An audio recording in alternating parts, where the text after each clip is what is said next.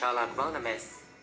Navê min Leyla ye, navê min Nasir îmam e, navê min Hacer, Necla, Sebahat û Selma ye, navê min İbrahîm, Berzên, Demhat û Serhadcan e. Paş navê min Berxwedan e, ez şagirdê rojê me, rêhevala Heqî, Salih û mazlûman, şopdarê Kemal, Xeyrî, Akîf û Eliyan, şervanê Ekîdan, zîlananim ez.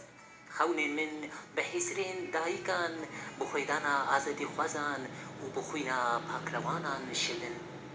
Ez pakrewanê zindî me, min di ber tiliyên ceşna azadiyê bi hêsirên kenê serkeftinê bişon, pakrewanim ez.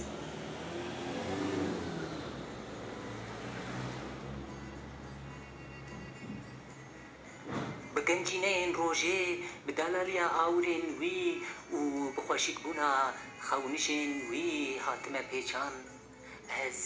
Ez pakrewanê serkeftinê me baye bi şadiya rojê sor, bi kêfxweşiya ceşna serkeftinê li ber tîrêjên roja azad li dayîkên vedigerînin hêsirên ku di rojên cengê de min bi deyn ji wan girtibûn. Ez ê serkeftinê bidim dayîka siber rojê û diyarî we bikim da ku hûn di hembêza wê de bîranînên xwe yên kesk, sor û zer bi dilgeşî biçînin û zarokên me li ser vê axa kevnar her ku rûken bin dibin tîrêjên rojê de.